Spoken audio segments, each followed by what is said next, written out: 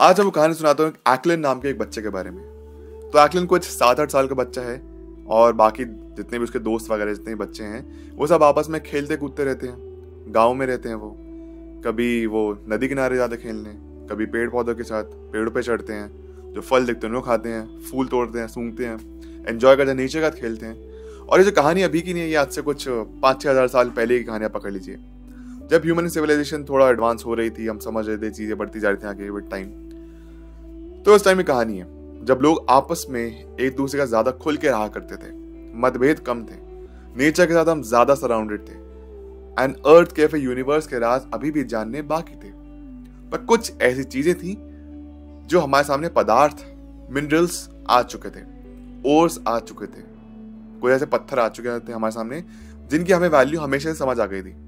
पता है हमारी ह्यूमन टेंडेंसी होती है कि जब ह्यूमंस हैं तो हमें नेचर ने इस तरीके से बनाया, ऊपर वाले ने यूनिवर्स ने हमें इस तरीके से बनाया कि हम फ्रूट्स को देख के अट्रैक्टेड फील करते हैं और हमें उनको खाने का मन करते हैं। प्रॉब्ली ये सोच के बनाया होगा कि अगर कोई इंसान जब इनिशियल डेज, जब ह्यूमन सिविलाइजेशन स्टार्ट हुई थी, तो हम फलों की तरफ अट्रैक्ट होने को खाएं ताकि हम जिंदा रह सके। सिमिलरली जो खुशबू दे खाने की हमको अट्रैक्टेड फील कराती है, हमें खाने का कंज्यूम करने का मन करता है, सब नेचर ने दिया हमें।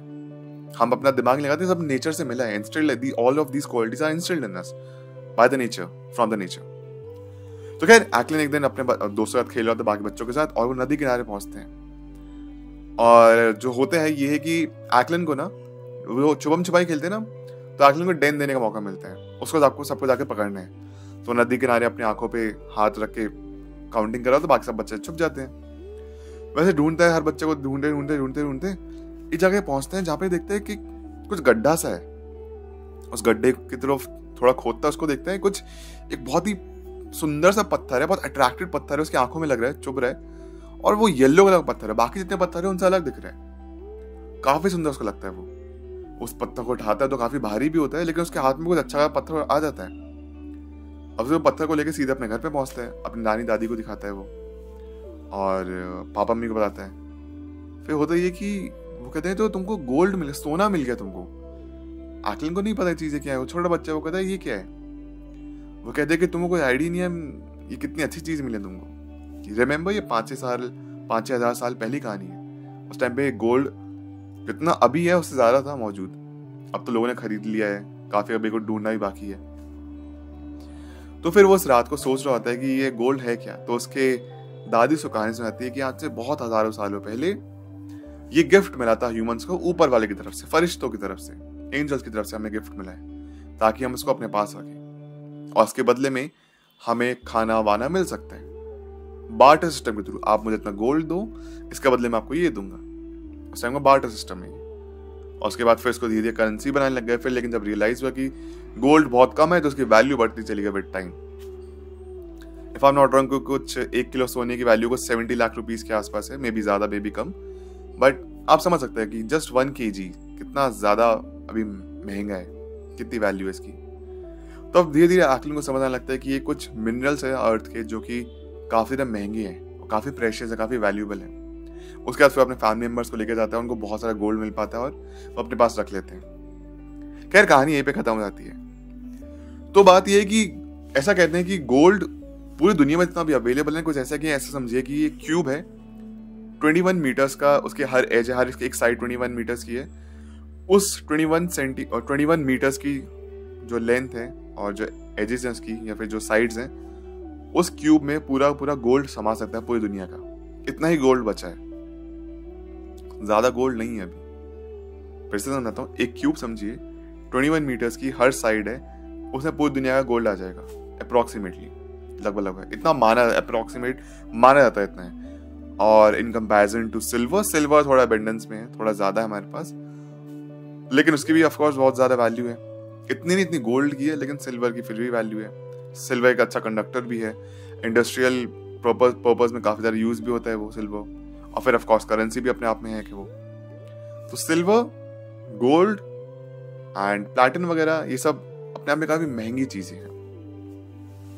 लेकिन बात ये है कि ये अर्थ पे आई कैसे, वे बनी कैसे।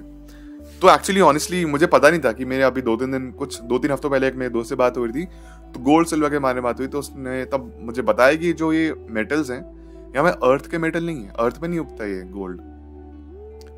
तो हमें दिमाग में आया कि ये क्या बात है, क्योंकि अभी तक तो परसेप्शन नहीं है कि अर्थ से निकला है, अर्थ में ही बना होगा, अर्थ में फॉर्मेशन हुई है, जैसे बाकी पत्थर वगैरह देखने मिलते हैं, लेकिन ये अर्थ का मटेरियल नहीं है। तो ऐसा कहते हैं कि 4.5 बिलियन ईयर्स को जब हमें अर्थ की फॉर्मेशन हुई थी तब वहां से गोल्ड आया है। तो हुआ ये कि जब फॉर्मेशन हुई तो कॉस्मोस जब था, सब कुछ एक्सप्लोजन हुआ, सुपरनोवा, मल्टीपल स्टार्स ब्लास्ट हुए, तो उनमें से कुछ जगह जन्मा और हमारी अर्थ पे आया। जब भी बिग बैंग हुआ तो हमारी अर्थ के ऊपर चिपका हुआ आया। अब उस टाइम पे याद देखिए, जब अर्थ थी बहुत गर्म थी, बहुत ज्यादा गर्म। इट वॉज लाइक मोल्टन मास, पिघलता हुआ एक मास है। अब मान लीजिए हमारी अर्थ है, इसके ऊपर सोना है, एक पत्थर रखा है, अब सब कुछ अंदर पिघल रहा है, तो पिघल के अंदर अर्थ के कोर में पहुंच गया वो, और वहीं पे फिर वो सेंचुरीज के लिए, फिर मिलेनियम्स के लिए दबा रह गया, मिलेनिया के लिए, इस तरीके से। लेकिन फिर यहाँ पे बात आती है कि गोल्ड तो हमको अर्थ के क्रस्ट पे भी मिलता है। तो उसकी भी थ्योरी ये है कि हमारी अर्थ जब स्टार्टिंग में बहुत बम्बार्ड हुआ करती थी एस्ट्रॉइड से, जब यूनिवर्स बन रहा था, मीटियोरॉइड्स, एस्ट्रॉइड हमारे अर्थ पे आके गिरते रहते थे, और वहां से गोल्ड और सिल्वर हमारे अर्थ पे आके गिरा। अभी मैं 1-2 दिन पहले देखा था कि जो डीपेस्ट गोल्ड माइन है वो साउथ अफ्रीका में है, वो 4 किलोमीटर अंदर है अर्थ के, 4 किलोमीटर अंदर नीचे की तरफ। और किसी ने कमेंट कर रखा था कि this is not as deep as humans greed, हमारी ग्रीड से भी ज्यादा गहरा नहीं है वो। तो द थिंग इज कि अर्थ की मेटल नहीं है, ये बाहर से आए हैं, या फिर जब सुपरनोवा होता है तो गोल्ड फॉर्म होता है, क्योंकि अर्थ में मौजूद नहीं थे ये ओरिजिनली। सिल्वर, गोल्ड ये हमें मिला है। इसकी बात हमें वैल्यू समझ आ गई कि ये जितनी चीज कम होती है उसकी डिमांड बढ़ती है, डिमांड एंड सप्लाई। सिमिलरली एडेन गोल्ड है, एक पत्थर ही तो है जो काफी दिखने में सुंदर है, येलो कलर का चमकता हुआ, उसको फिर थोड़ा और अट्रैक्टिव बनाया जाता है, उसके फिर ऑर्नामेंट्स बनते हैं, ज्वेलरीज बनती है, लेकिन एडेन है कुछ सिर्फ एक पत्थर है जिसको हमने बहुत ज्यादा वैल्यू दे दी है। जैसे बाकी पत्थर होते हैं वैसे ये कोई पत्थर है, लेकिन बस फर्क इतना है कि वो कम अवेलेबल है, और जितना कम अवेलेबल है उतना ही ज्यादा उसकी वैल्यू है। तो ये थी आज की video. I hope you enjoyed, आपको कुछ सीखने को मिला। अपने थॉट्स प्लीज मेरे जरूर शेयर करना, मैं कहीं पे गलत हूँ, कुछ मैंने गलत बोल दिया होगा, शायद मैंने काफी कुछ मिस भी कर दिया हो, तो प्लीज आके मुझे जरूर करेक्ट करिए, और अपने थॉट्स मुझे जरूर बताइए कि और क्या क्या चीज है जो कि अर्थ का मटेरियल नहीं है, जो अर्थ पे पाई जा सकती है, या फिर अर्थ पे अभी आनी बाकी है, कुछ यूनिवर्स में मौजूद है। थॉट जरूर शेयर करना। एंड अगर आप मेरे साथ मेरे सोशल मीडिया पे कनेक्ट करते हैं, लिंक डिस्क्रिप्शन बॉक्स में, तो यहाँ पे भी लिखा हुआ रहेगा। तो मैं आपसे मिलता हूँ नेक्स्ट वीडियो में एक नए टॉपिक के साथ। I hope you enjoyed. Thank you so much for watching this video. Take care, bye.